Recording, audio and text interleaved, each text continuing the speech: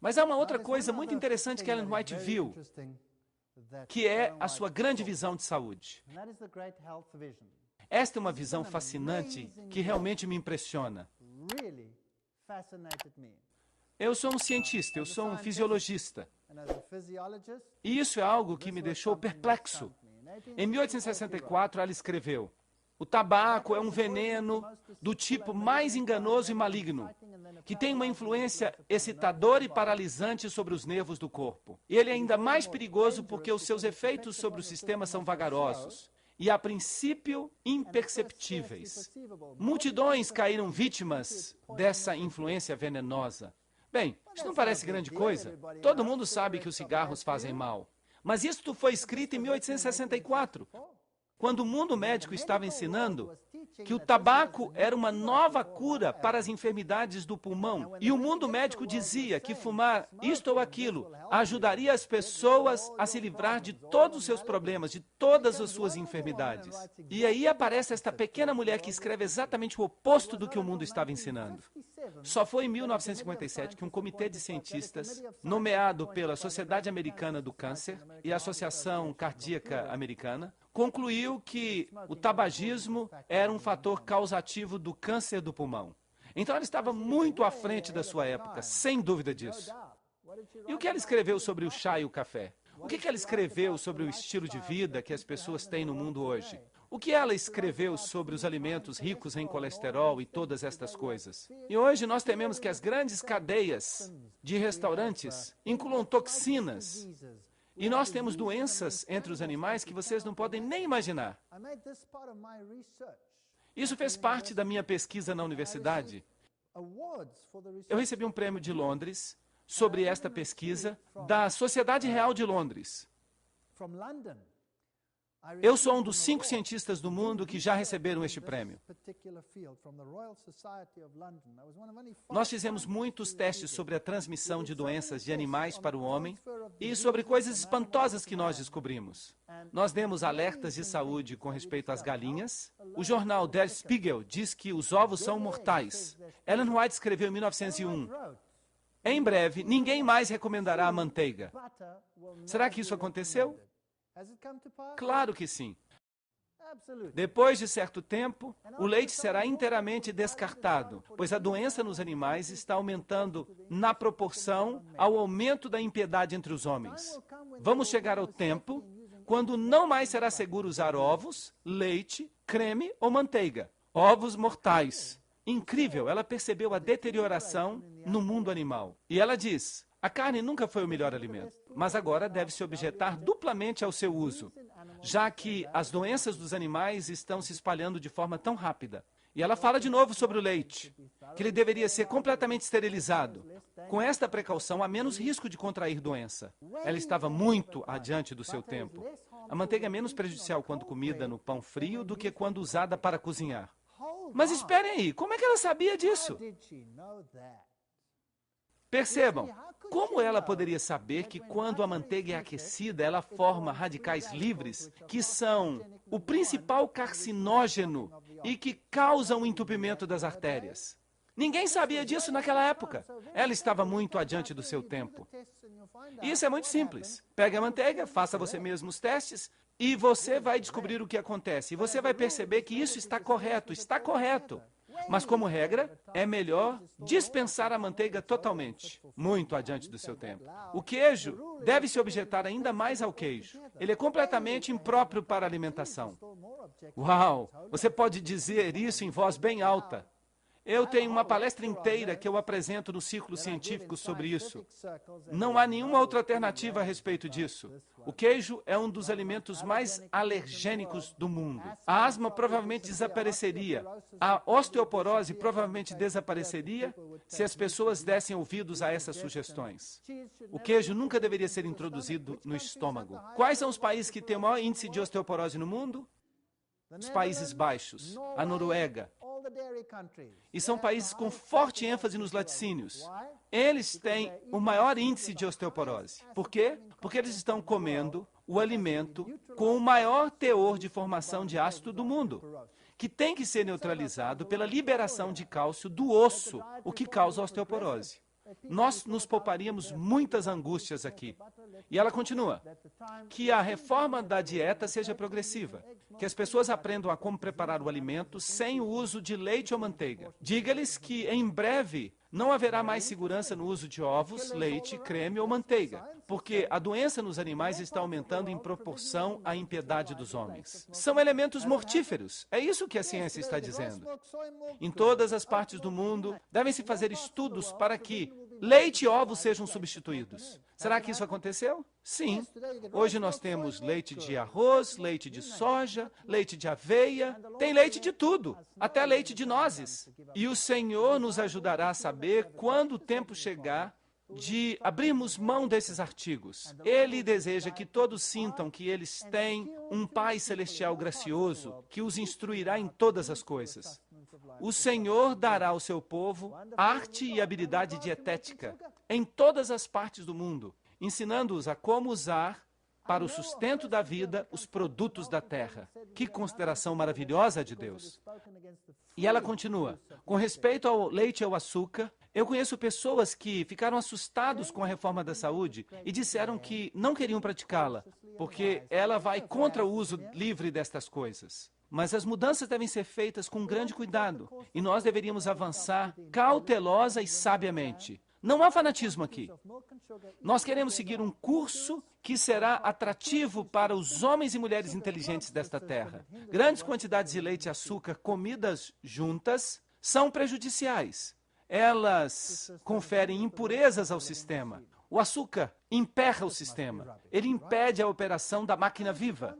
Só podemos considerar isso uma tolice se nós não testarmos isso. Qual, então, é o problema com o leite e o açúcar? Bem, um cientista veio à minha universidade e ele deu uma palestra no departamento de fisiologia. Era uma universidade totalmente secular. E ele diz, eu fiz uma pesquisa sobre a combinação de leite e açúcar para a companhia de chocolate. Porque é isso que o chocolate é, a combinação de leite e açúcar, certo? E ele disse, o que eu descobri é de levantar os cabelos. As companhias de chocolate nunca mais vão financiar a minha pesquisa.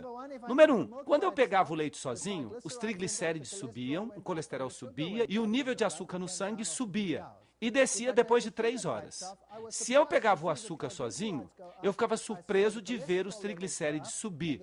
E também vi que os níveis de colesterol subiam. E que os níveis de açúcar subiam. E tudo isso terminava em hipoglicemia. E isso era muito ruim. Mas quando eu os combinavam, virava um pesadelo. Porque não somente essas coisas subiam mais do que o dobro, mas permaneciam assim por 10 horas. Então a melhor receita para você morrer no seu sono é beber leite com açúcar antes de dormir. Porque isso vai diminuir a velocidade da absorção do açúcar, vai emperrar o sistema de tal forma que você pode morrer. E muitas pessoas, de fato, morrem em seu sono de ataques do coração. E naqueles países, essa é a bebida favorita. Antes de você ir dormir, você pega leite e açúcar, porque isso faz com que você desligue o cérebro para que você possa dormir. Bem, ela disse isso há 150 anos. Isso não é surpreendente? Que coisas maravilhosas. E alguém pode tentar dar justificativas para a razão por que ela disse essas coisas. Como? Será que ela citou da literatura da época? Como ela saberia o que citar? A ciência do bom viver, temperança, conselhos sobre regime alimentar? Ela escreveu muita coisa sobre isso. Será que ela edificou a igreja? Será que ela fez isso? Nas palavras dela, eu não alego ser uma profetisa. Eu não me levantei diante do povo alegando ter este título, embora muitos tenham me chamado disso. Deus me instruiu a dizer, eu sou a mensageira de Deus, enviada para trazer uma mensagem de reprovação aos que estão em erro e de encorajamento aos mansos e humildes. E alguns dizem, ela mesma fala que ela não é profetisa. Nas palavras dela, dizer que sou uma profetisa é algo que eu nunca fiz. Mas se outros me chamam deste nome, eu não discuto com eles. E eles então colocaram pressões sobre ela. Você é uma profetisa ou não é uma profetisa? E ela respondeu, vocês sabem que há tantos falsos profetas por aí? Por que eu deveria dizer que eu sou uma profetisa? Ela era muito humilde sobre isso. Eu não posso chamar a mim mesma de outra coisa senão de mensageira, enviada para trazer uma mensagem do Senhor ao seu povo e para realizar uma obra em consonância com a vontade dele. Bem, durante o discurso eu disse que eu não alego ser profetisa. Alguns ficaram surpresos com esta declaração. E muita coisa está sendo dita sobre isso. Eu vou lhes explicar. Outras pessoas me chamam de profetisa. Eu nunca senti que era meu dever designar-me a mim mesma assim. Aqueles que abertamente presumem que são profetas nesses nossos dias, com frequência se tornam uma reprovação à causa de Cristo. A minha obra inclui muito mais do que este nome significa. Eu me considero uma mensageira, a quem o Senhor confiou mensagens para o seu povo. E ele me instruiu que eu não devo ser impedida na minha obra por aqueles que ficam discutindo suposições com respeito à sua natureza, cujas mentes estão ocupadas com problemas de natureza muito intrincada, ligados com a suposta obra de um profeta. A minha comissão inclui a obra de um profeta, mas ela não termina aí. Percebam então que ela disse que era uma profetisa. Mas será que ela exaltou a Cristo como Filho de Deus? Vejam esta linda declaração na Review and Herald. O Redentor do mundo foi tratado como nós merecemos ser tratados, para que nós pudéssemos ser tratados como ele merecia ser tratado. Ele veio ao mundo e tomou sobre si os nossos pecados, sobre sua natureza divina, para que nós pudéssemos receber a sua justiça imputada. Ele foi condenado pelos nossos pecados, dos quais ele não tinha participação alguma, a fim de que pudéssemos ser justificados por sua justiça, da qual nós não tínhamos nenhuma participação. Eu queria ter apenas 3 anos de educação e ser capaz de escrever assim. O Desejado de Todas as Nações, provavelmente um dos maiores livros já escritos. Não, eu vou ser sincero sobre isso. Eu creio que é o maior livro já escrito sobre a vida de Jesus Cristo. Qualquer um que lê esse livro fica maravilhado. E a extensão dos seus escritos? Somente outra mulher se compara a ela na extensão de seus escritos, e é Alice Bailey. Ela exalta Lúcifer e diz: eu não tenho nenhuma outra tarefa a não ser preparar o mundo para a vinda daquele que há de vir, que é Lúcifer. Mas, e esta mulher da qual estou falando? Ela diz: eu não tenho nenhuma outra tarefa mas preparar o caminho para a vinda de Jesus Cristo. Ela fala de acordo com a Bíblia, de acordo com a lei e com o testemunho. Parábolas de Jesus, Desejado de Todas as Nações, Caminho a Cristo, o maior discurso de Cristo. Uau! Há tantos livros que falam sobre Jesus Cristo, é inacreditável. Todos escritos com muita dificuldade, à mão, manuscrito após manuscrito.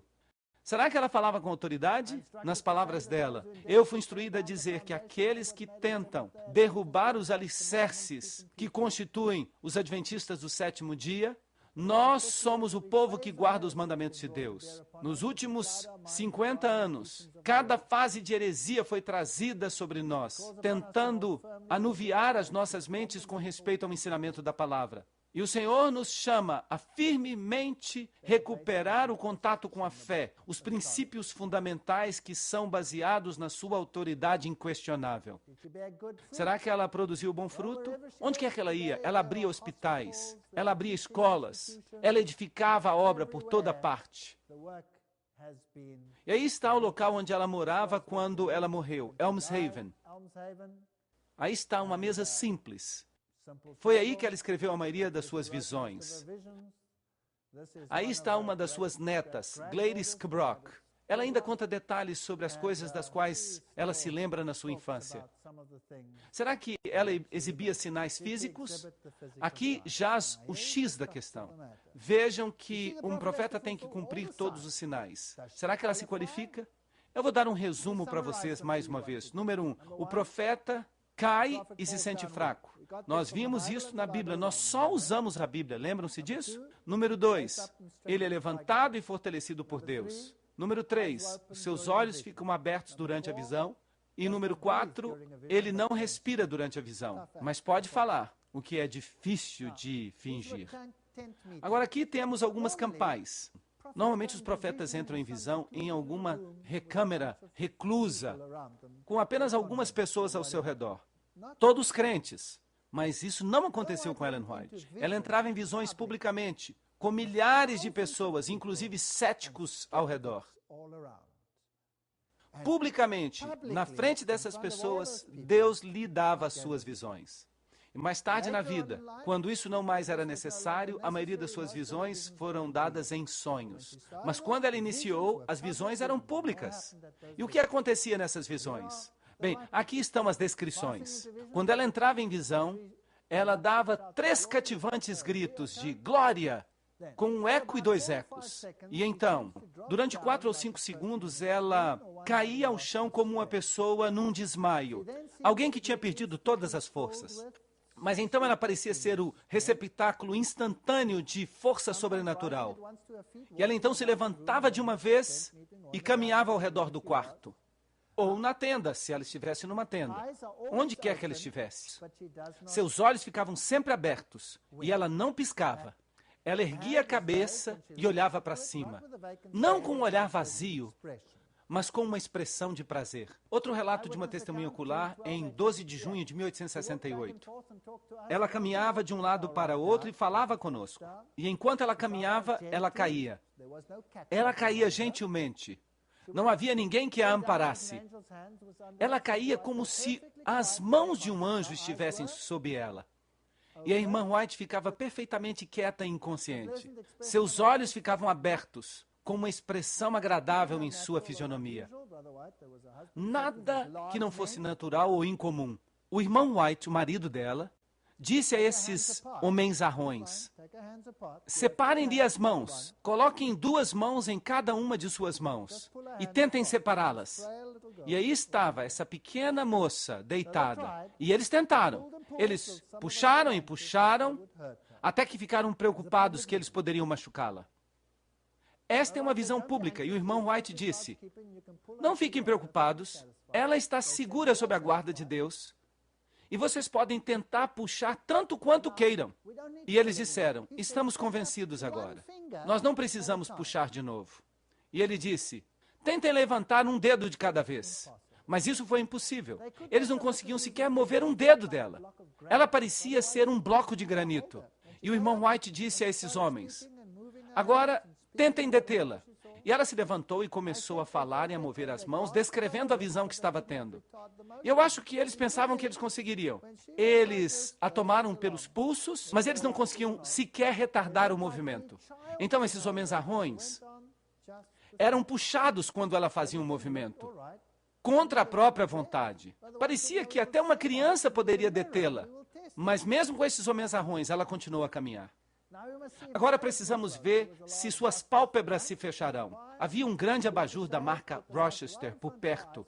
Eles removeram uma cortininha e colocaram essa luz bem em frente dos seus olhos. E nós pensávamos que ela moveria os olhos para se proteger, mas ela não fez isso. Ela estava perfeitamente inconsciente. As pálpebras nunca fecharam. E o irmão White disse: é preciso verificar se há algum fôlego em seu corpo. Mas parecia não haver nenhum. Ela estava perfeitamente bem, mas não havia fôlego algum. E o irmão White disse: vão buscar um espelho e nós faremos um teste. E uma pessoa foi à casa vizinha e pegou um espelho e colocaram um espelho bem diante da sua face. Mas nenhuma umidade se formou. Não havia respiração. E ela entrou várias vezes em visão, durante as quais os médicos e os céticos atestavam. 2 médicos entraram, um velho e um jovem. E o irmão White estava desejoso que eles examinassem a irmã White de perto. E eles fizeram isso. Trouxeram um espelho, colocaram-no em frente à sua boca enquanto ela falava. Mas logo eles desistiram disso e disseram: ela não respira. Então eles examinaram os seus flancos enquanto ela falava para verificar se havia algum tipo de respiração oculta. Mas eles não encontraram nada disso. E quando eles terminaram essa parte do exame, ela se levantou, ainda em visão, segurando a Bíblia bem alto, passando de passagem a passagem, citando-as corretamente, embora mantivesse os seus olhos olhando para cima e não para a Bíblia. E ela erguia a Bíblia bem alto, passando as suas páginas de uma citação para outra. E alguém colocou uma cadeira para verificar se essas passagens estavam corretas. E aí estava esta pequena moça, segurando esta grande Bíblia que pertencia à família, durante horas, enquanto ela estava falando, sem respirar. Depois que a senhora White se levantou, conforme eles narram, citando os textos da Escritura, o Dr. Fleming pediu uma pequena vela. E ele levou a vela até próximo dos seus lábios, sem que a queimasse. E na linha direta da sua respiração, no caso, ela estivesse respirando. A chama não sofreu nenhum desvio. Então o doutor disse, com ênfase: isso resolve esta questão para sempre. Não há fôlego em seu corpo. É claro, ou isto é verdadeiro ou não é verdadeiro. Mas estas eram reuniões públicas. O dom de profecia, de 1844 a 1915, ou vem de Deus ou não vem de Deus. Hoje, esta profetisa está dormindo. Esta profetisa não está mais conosco, mas os seus escritos perduram. Ela nunca mostrou nenhum orgulho espiritual, ela nunca buscou nenhum ganho vão. Ela viveu a vida e realizou a obra de uma profetisa digna, a mais admirável da sucessão americana. Isso foi publicado no The New York Independent, em 23 de agosto de 1925, uma fonte totalmente independente. Então agora temos uma escolha. Vocês sabem o que aconteceu comigo? Quando eu comecei a descobrir as verdades da Bíblia, eu disse, a Bíblia e a Bíblia apenas. Eu não preciso destas coisas, eu não preciso disso. Dê-me a Bíblia e ela vai me dizer tudo o que eu preciso. Eu não preciso de nada mais. Eu recebi uma ligação telefônica de um colega meu que ouviu dizer que eu tinha me tornado adventista. A princípio, ele me repreende por ter me tornado adventista. E então ele começa a falar desta mulher. Eu nunca tinha lido nenhuma palavra sobre ela. Eu me tornei adventista com base na Bíblia e apenas na Bíblia. Eu não sabia nada do Espírito de Profecia. Ele falou as coisas mais horríveis que vocês podem imaginar. Ele parecia estar zangado. E as palavras saíam de sua boca, e eu não vou nem repeti-las. Quando ele desligou o telefone, eu pensei comigo mesmo, quem é essa mulher que alguém pode ficar tão zangado com seus escritos? Então, eu fui, comprei os livros e comecei a ler. E quanto mais eu lia, e eu não estava lendo sem a minha Bíblia bem do meu lado, a minha Bíblia começou a ganhar vida. E pela primeira vez eu compreendi a Jesus Cristo e o que ele queria dizer para mim. Eu podia ter descoberto todas essas coisas na Bíblia, mas o Espírito de Profecia me ajudou a me aprofundar nessas coisas. A Bíblia ficou viva. Ela não me levou para longe da Bíblia, ela me trouxe para perto da Bíblia. Então, esta profetisa que é menosprezada no mundo, que é detestada no mundo, e se você ouvir alguma coisa negativa, alguma coisa horrenda sobre esta profetisa, e se você ouvir alguma coisa negativa, alguma coisa horrenda sobre esta profetisa, que ela é mentirosa, plagiária, isso e aquilo, teste a profetisa. Teste a profetisa. Agora, não é verdade que se um profeta é amado e reverenciado pelo mundo, então provavelmente há um problema com ele? Por que Alice Bailey é honrada no nível das Nações Unidas? Por que os seus escritos se tornaram uma base de um currículo vital para o mundo todo? Por que uma profetisa é muito influente e a outra é desprezada? Esta é uma pergunta interessante. Então, a minha resposta para você é, se vem de Deus, aceite, leia. Se você perceber que afasta você da Bíblia, jogue fora e leia somente a Bíblia. Porque, afinal de contas, ela mesma diz que nós não temos nenhum credo, exceto a Bíblia. Então, a gente só pode verificar se o pudim está bom quando nós o comemos. Mas eu lhes digo que ela cumpriu todos os critérios bíblicos. E eu não conheço nenhum profeta dos tempos modernos que se qualifica. Nenhum.